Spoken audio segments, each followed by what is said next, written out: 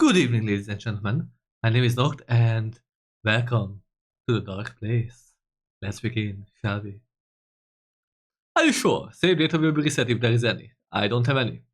Content warning. Welcome to the dark place contains heavy themes surrounding death and mental illness, as well as descriptions of suicide. Okay. Audio is essential. Please play with sound. You will need a left and right speaker. Headphones are best. Your volume might be too loud if you could clearly hear the static noise. Be nice to your ears. After the intro, every choice you make will be saved. You can press Ask or Start at any time to quit to the main menu. Death, resets, or progress. You can also reset your progress to the options. In the options. I thought I could describe a state. Make a map of sorrow. C. S. Louis. The grief observed. I know it might not stop. I stand my ground. It screeches to a halt. I would like to make it full screen, please. I first need to enter the dark place. Then I'm gonna enter the dark place. Okay. Oh, that's what that didn't count yet. That's the game. I thought it did. Oh well.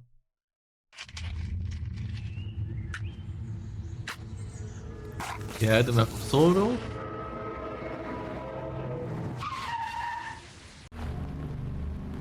I know it might not stop. I stand my ground. It screeches to a halt. Pull out my pocket pistol. I aim at the driver as I walk around to his door. His window is already rolled down. He's a burly looking man who looks to be in his 30s. His eyes are darting around. Then he focuses on me. Time to get out. This ride is mine, I say, and then stares and does nothing. And I stare back. A grin spreads across his face, but his eyes stay the same. He opens the car door and slowly gets out. I wait until he moves away a safe distance. Getting slowly. I seat myself inside, shut the door and lock it. He left the key in the ignition. Drive. I press down on the gas and the dark trees outside start whizzing by. Something doesn't feel right. Look at the back seats. There's nothing back there. This car is pristine. Actually, it's probably new. Something still doesn't feel right. Look in the side view mirror. I don't see anything on the road behind me. Turn the mirror. I turn the mirror. Adjust my seat. Ah, that's all. I move the seat forward and lean it back a little. This is better. I open the glove box. In the glove box is a small note and the road map. Read the note. Enjoy the car while it's yours. What? So this person was expecting me. Look at the map. On the big wrinkled paper is a tangled mess of colored lines that I can barely see. On the bottom right, scrawled in pencil are the words. You'll have to keep your own. Okay, radio. Click the radio on and twist the dial. Some opera singer, awkward. Now some silly country music, gross. I stop at a solemn piano. Ah, classical music. Boring. I twist the dial again. Some experimental rock, some electronic pop. Not in the mood. I'm not in the mood for rap either. Ugh. Keep looking. Then I find pure static. Watch the road. I lean back and let go of the steering wheel. I'm just resting my foot on the pedal. Watching the road with eyes half open, imagining I'm on the ocean. Drift off. I can feel the bright wind and water battering my face. The shore stretches on for miles and I'm alone. Drift off. I jerk awake. What was that noise? I'm still on the road. Look up at the sunroof. Yeah, I sound like the roof. The sky is dark and clear. I can see some stars. Then let's calm down. I listen to the static and again, I begin to drift off into its waves. I will go wherever the road takes me. I open my eyes. The low fuel icon is lit up. Already? Curse to myself. Damn it, there's something in the road. Blink. Stop the car. I slam the brakes. The car halts just in front of a tall deer. He's standing there staring at me. Honk honk! Motherfucker! The deer doesn't move. His head turns around on a swivel, all the way around until he's facing me again. Then his head pops up on two metal beams, revealing a round wind-up alarm clock. The clock goes off, rattling atop its severed neck. Honk. Then the deer explodes. The car hood bursts into flames. The airbag goes off. I fumble the door open and stumble away into the trees. Keep running. I stumble away in a panic, walking down from the road in tow. The grass is tall and wet and the leaves hang low from the trees. Keep going. I stop. In the moonlight I see something sitting in the tall grass. It's a shiny, black sculpture of some kind of bird with its head lifted high. A warm, colorful light emanates. A wind gushes out somewhere, as if from an open door. Let's see it closer. It's a swan. Within its reflective shape, I see a sunny, desert road.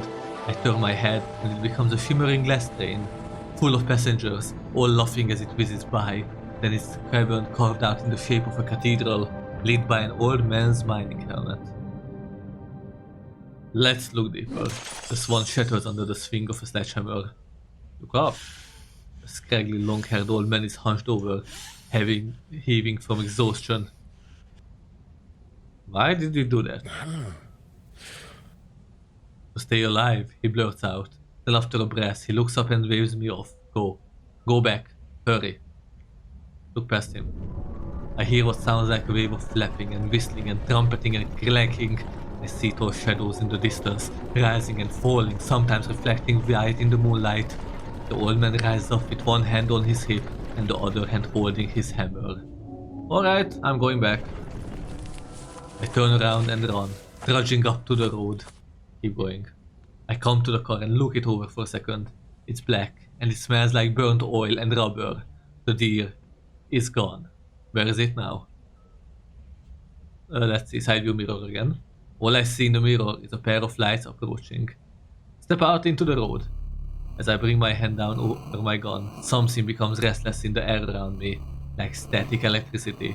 The headlights are getting closer. Step out into the road. The car screeches to a halt in front of me.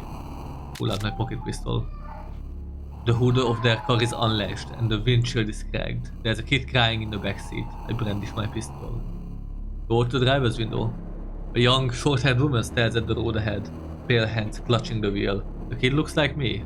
Is that me? Tell her to get out. What am I? Something strikes. The world crumbles beneath my feet and I fall into the black ravine. I'm drowning. I can't see. Wave my arms. All once true is false. In one heart to blow. I'm knocked into the dark place where all the people go. Wake up. I pick myself up. The canopy of leaves far above my head shroud the cloudy sky, so it's dim down at the forest floor. I've never been here before. Near to a tree, there's a small note.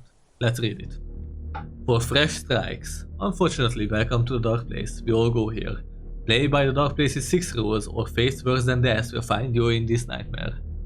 Keep reading. Rule number 1. 3 red blots mark liars. Number 2. Food means depravity and death.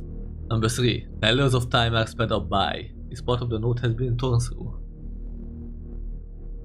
Holes in suspicious places may lead to the undergoing. Don't listen to the wolf. The train is the only escape. Let's read the rules again. Maybe I will get something out of that. Oh, it's the same as before, okay. It was worth a try. Let's pick a direction. I hear a distant train whistle. All I have is an empty handgun. It's kinda on the right, so east. Forest. Green leaves flutter down from the trees.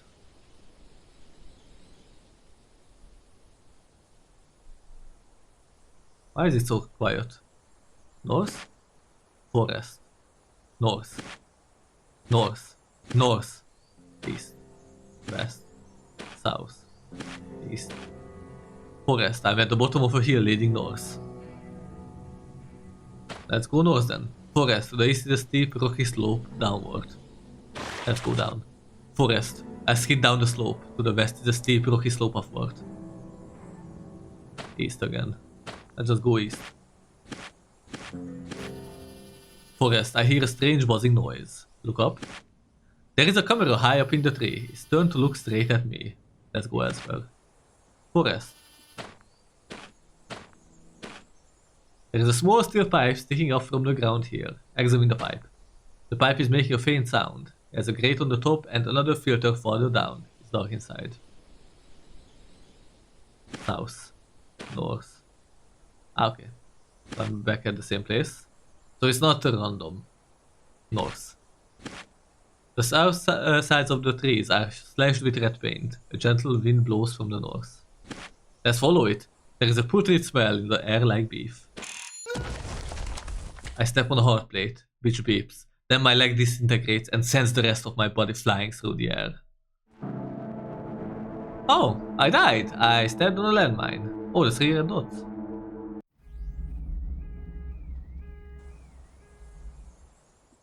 Look up. I look above my head. Through the trees, I see a dark cloud moving quickly towards the northwest. Let's go to the northwest then. Oh, to make a map, see.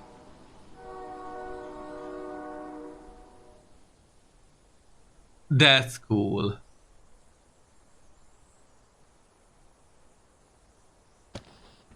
I went north so far. Now I wanna go west. North, west.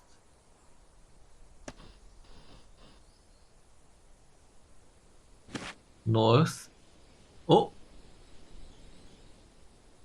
To the northwest is a pleasant stream.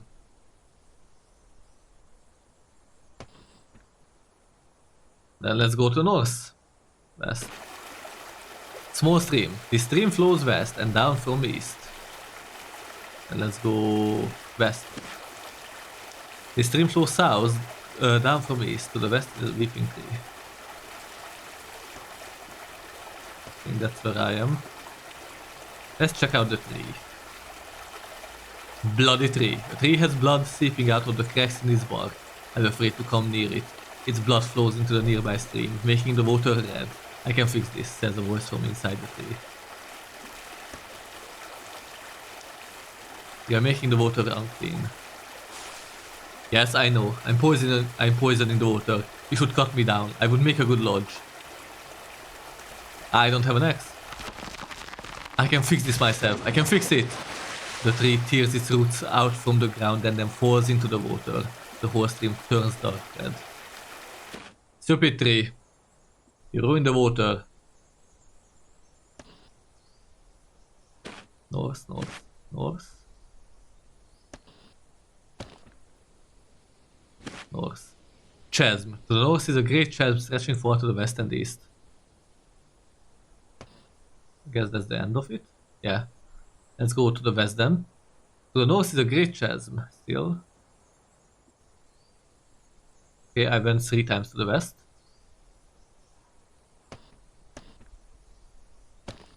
I like that. There is a pile of wooden boards here. Very interesting. West. To the north is a great chasm. West. I think I went west like 3 more times. I didn't really count.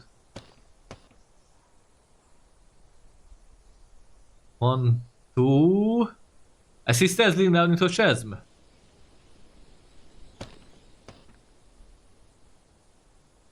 Here is a rickety wooden stairway leading down along the rock wall on this side. It leads deep down into the chasm, to a bridge and a cave on the opposite side. Across the chasm out north, I see a red brick building. That might be the train. Step onto the stairs.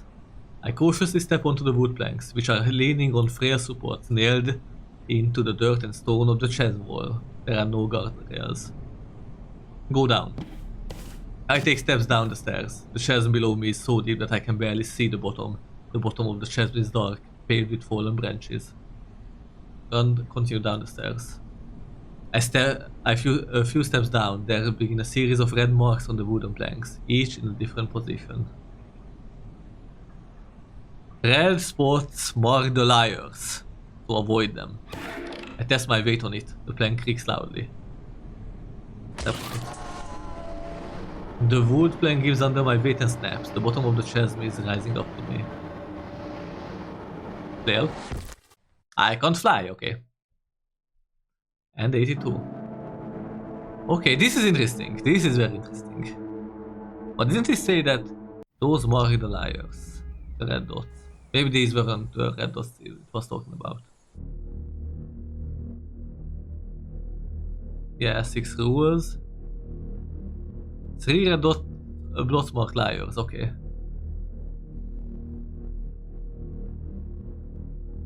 Well, we'll just try to go to the same place again. Now we will test our map. North, west, north, west. There's nails hammered into all the trees here. North.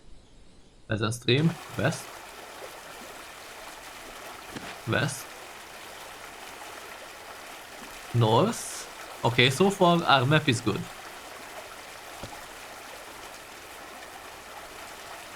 You're making the water unclean. That wouldn't fix it. Yes, it would. I'm sure there's a way. But there isn't another way. That's why I'm here, poisoning the water. So what? Why do you care what happens to me? I don't want to burden you. You have to be a burden. Maybe. For now, the tree stays where it is. Go elsewhere. I leave the bleeding tree alone. To the east is a stream. It flows down around the south. Okay, we'll go north now. 1, 2, 3, 4 times. 1, 2, 3, 4. Yeah. And now shift off west. Until we reach the stairs.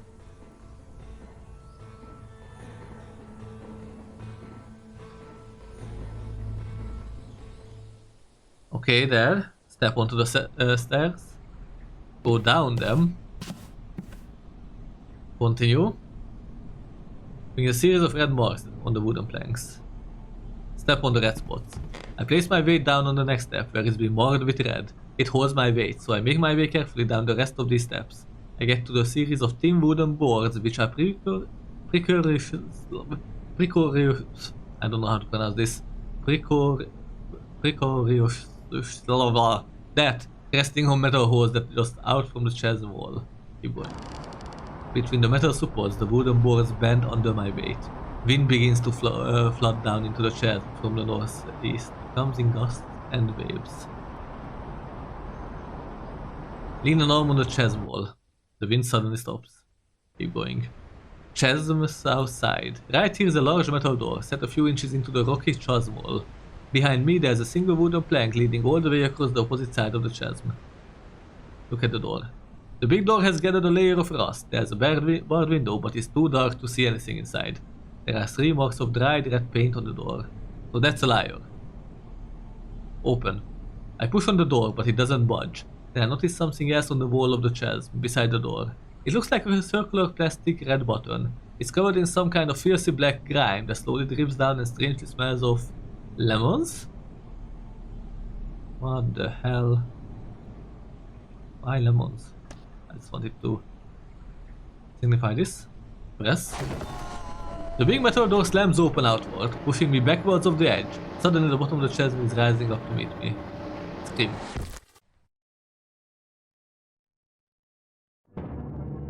Okay, we are getting somewhere here. I like this. I like this a lot.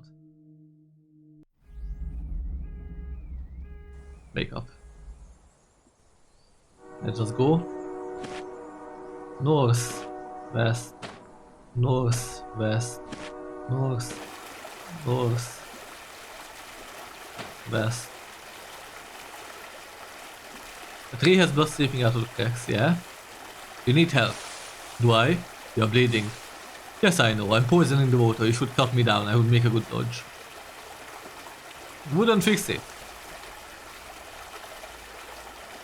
I'm sure there's a way. Yeah, poisoning the water. So what? You won't be a burden. That's a lie. No, I'm telling the truth. I can fix this myself. I can fix it. And yeah, the tree just suicided. That's a sentence I never expected to say. I need to find the stairs.